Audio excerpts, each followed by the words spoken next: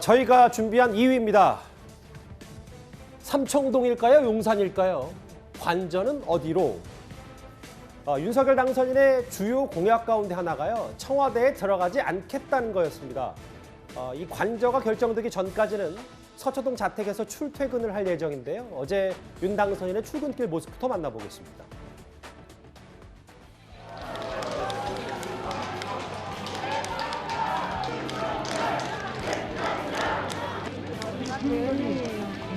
제가 배우는 국민들이 진심으로다가 고맙다고 축하드린다고 국민들이 준비를 해야 됩니다. 대통령 너무 축하드립니다. 어제 같은 주상복합 아파트 주민들에게 꽤 감사 인사, 환영 인사를 받았던 윤석열 당선인인데요.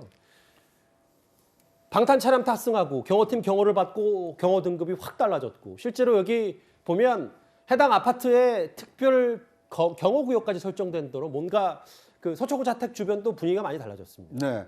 그러니까 이제 대통령 후보가 되면은 그 경찰 경호가 시작이 되거든요. 이제 을호 경호 대상자가 돼서 경찰들이 이제 경호를 해주는데 대통령 당선인이 되면 대통령에 준한 이 가포 이 경호 대상자가 되기 때문에 대통령 경호실에서 직접 이제 경호 요원들이 나와서 이 경호를 펼치게 됩니다. 이렇게 신변 안전이 굉장히 이제 대통령에 준해서 높아진 것이죠. 이제 그렇기 때문에 기거하고 있는 그 이 아파트와 또 이용하는 이 차량도 이 대통령에 준해서 지금 이 지급이 되고 경호가 이루어지고 있는 것으로 보입니다. 예.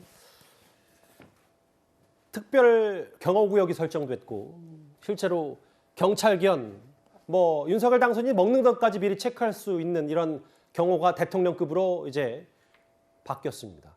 청와대에 들어가지 않는 광화문 대통령이 되겠다. 이번에는 진짜로 관저까지 옮기겠다는 윤석열 당선인의 의지가 분명해 보이는데요. 윤 당선인의 목소리도 한번 듣고 오겠습니다. 새로운 대통령실은 광화문 정부 서울청사에 구축될 것입니다. 기존의 청와대 부지는 국민께 돌려드릴 것입니다. 국민은 늘 대통령을 만날 수 있을 것입니다. 대통령도 늘 국민과 소통하며 일할 것입니다. 다음 정부는 임기 첫날부터 새로운 공간에서 새로운 방식으로 국정을 시작할 것입니다. 국민 위에 군림하는 청와대 시대를 마무리하고 국민과 동행하는 광화문 시대를 열겠습니다. 청와대 진짜 안 들어가겠다. 윤 당선인이 이렇게 수차례 강조했기 때문에 그럼 대안은 어디냐? 관저 얘기 좀 해보겠습니다. 서울 지도가 나왔고요. 대략 이쯤이 청와대인데 청와대 안 들어간다고 하면 후보군으로 거론되는 게 2개입니다. 삼청동 총리공관, 대략 60평 정도 된다고 하는데 혹은 어제부터 좀 나왔던 얘기가 용산에 장관 공간 또는 군 장성 관련 시설 등이 있다. 용산으로 갈 수도 있다. 이런 얘기가 좀 나오고 있어요. 지금 이제 청와대 시대를 접고 광화문 시대를 시작하겠다고 오랫동안 또 일관되게 이야기를 했고 국민에게 공개적으로 약속한 내용입니다. 그래서 저는 문재인 대통령도 취임 후에 그 이야기를 했다가 결국 현실적인 제약 때문에 그걸 취소를 했는데 저는 윤석열 후보의 성격상 그리고 윤석열 후보의 그동안의 일관된 약속을 지키는 그 형태를 보면 저는 저건 어떻게든 관철을 시킬 거라고 생각을 합니다. 그래서 아마도 인수위를 신속하게 구성하면 인수위 안에 청와대 개혁 TF팀이라는 걸 만들어서 바로 거기에서 광화문 시대를 준비하는 여러 가지 제반 사항들, 점검해야 될 부분들, 점검해야 될 과제들을 아마 체크를 하고 실현 가능한 방향으로 아마 저는 입장을 가질 거라고 생각을 하고요.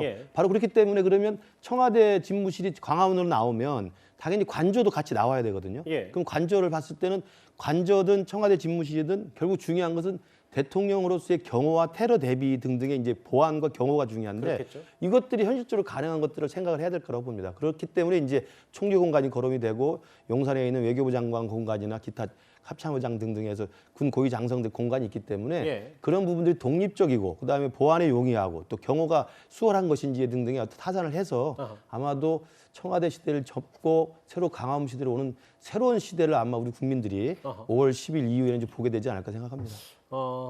그래서 용산 얘기까지 나오고 한남동 얘기까지 나오는데요.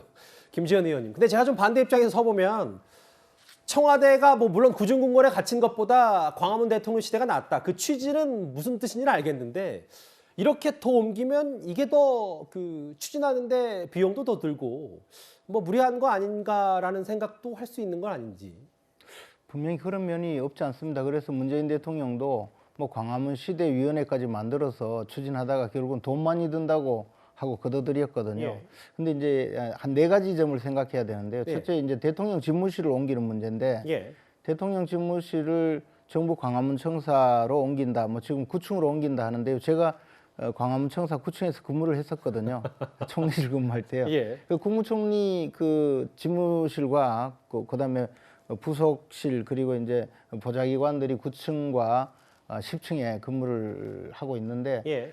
그 건물이 이 경호 시설의 기본인 방탄 시설이라든가 또는 이제 그 직사화기에 공격에 노출이 되었을 때 과연 방어 능력이 있느냐. 1970년대 지어진 건물이거든요. 김 의원님 정말 말씀 끌어서 죄송한데 지금 저희 이 시가 저희 채널 A 스튜디오에서 바라본 이 시가 광화문이거든요. 여기서 네. 바로 옆이니까. 네. 여기 지금 저 정부 서울청사가 1970년에 지어졌고 그렇습니다. 김 의원님이 과거에 저 9층에서 근무를 하셨다고 하는데 저 9층이 사실은 보안과 경호에 무척 취약할 수밖에 없다. 그렇습니다. 예. 거기다가 이제 대통령이 직무를 하거나 대통령 행사를 하거나 하면 이 전파에 의한 원격 그 폭탄 테러 염려 때문에 그 일대 모든 그 전파 방해 시설을 하거든요. 예. 당장 이제 스마트폰 같은 게 작동을 하지 못하거든요. 그러면 예컨대 저 건물 주위에 있는 나머지 일반 사무실의 업무가 마비될 수가 있어요. 예. 그래서 통상적으로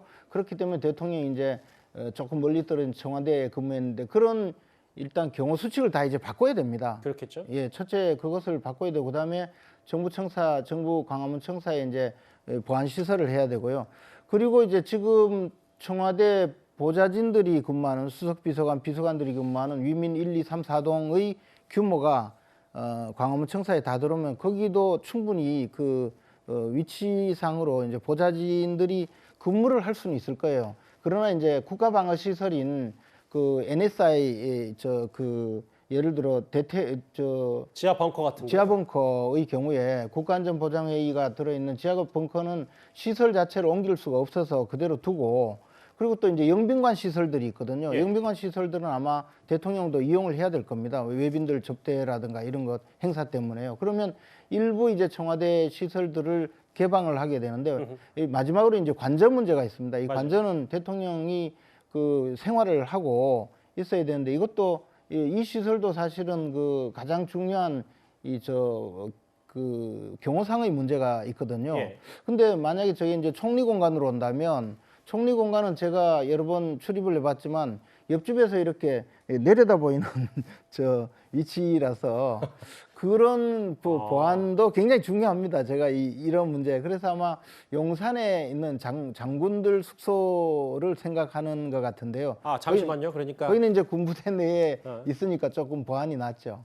그런 이런 여러 가지 상황이 전부 다 고려가 되어야 될 겁니다. 김 의원님이 사실 지금 얘기를 쭉 듣다 보니까 9층에서도 정부 서울청사 근무하셨고 청와대 수석도 지내셨으니까 청와대 사정도 하셨고 총리 공간도 예, 제가 이완구 총리 시절에 늘 들어갔습니다. 그러니까 여기 사시는데 보안에 취약하다 말씀을 하셨고 그럼 결국은 그나마 대안이 말씀하신 것처럼 용산 장관 공간 정도 뭐 이쪽이다. 국방장관 공간으로 가야 될지 아니면 이제 총리 공간을 조금 더 보안 시설을 제대로 해서 만들든지 해야 될 겁니다. 전문가 말씀 잘 들었습니다. 예. 근데 이제 저는 문재인 대통령이 이게 초기에 이 광화문 시대 열겠다고 공약을 했는데 그걸 1년 지나서 이렇게 좌절했지 않습니까? 그건 방금 김재원 최고위원께서 말씀하신 것처럼 안 되는 이유가 많기 때문이긴 합니다. 그런데 이번에야말로 안 되는 이유 말고 어떻게 하면 이전할 수 있을지 좀 방법을 찾았으면 좋겠습니다. 그러니까 산 속에 있는 청와대가 아니라 시민 속에 있는 이 그 대통령을 보고 싶다라는 것이 이 많은 국민들의 열망이었기 때문에 여러 경호상의 문제, 보안상의 문제 있을 수 있지만 이번 그 인수위원회에서 좀 가능한 방법을 좀 찾았으면 하는 바람입니다. 예. 근데 이제 한 말씀만 더 드리면 우리나라의 대통령 경호 수칙이 과거에 121 사태, 그 김신조 사건 때 청와대 뒷산까지 이제 북한 무장 공비들이 침투해 와서 총격전이 있었지 않습니까? 1960년대 얘기가 예, 그리고 그 이후에 전두환 대통령 때는 그 버마 현장에서 아웅산 묘소에서 또 저 폭발물 테러 사건이 있어서 많은 강요들이 숨지는 사고도 있었거든요. 그리고 물론 그 전이지만 문세광의 유경수 여사 여사요. 피격 사건도 있었고 이런 것 때문에 이 보안 수칙이 굉장히 강화되었습니다. 그래서 우리나라의 경호 수칙은 사실 거의 그 미국 대통령의 보안 내지 경호 수칙에 준하는 형태로 가져와 있는데요. 이제 광화문 청사로 대통령 집무실을 옮긴다면 사실 대통령이 그런 부분에서 많은 포기를 해야 됩니다. 예. 아마 이제 문재인 대통령은 그런 그 포기를 해야 된다는 실무진들이 아마 그런 대통령의 안위에 관한 것이기 때문에 이것을 경호 수칙을 수정해서까지 이렇게 좀 바꾸자는 건의를 못했을 거라고 봅니다. 근데 지금 윤석열 당선인은 그런 경호 수칙을 수정해서라도 바꾸겠다는 그런 취지이기 때문에 그렇게 된다면 상당히 좀 가능하지 않을까 그렇게 보여집니다. 예, 알겠습니다. 그런데 일단 현 정부는 이 광화문 집무실 윤석열 당선인의 의지에 대해서는 일단 말을 아끼고 있습니다. 이제 당선인께서 바로 이제 광화문 집무실 시대를 열겠다 말씀하셔서 그 부분에 대해서 좀 구체적인 일단 그런 이야기를 제가 하는 건 적절하지 않고요. 아까 말씀드린 대로 우리 행정안전부가 해야 될 일 이야기하고 나머지 부분에 대해서는 당선인이 이야기하는 게 맞을 것 같습니다.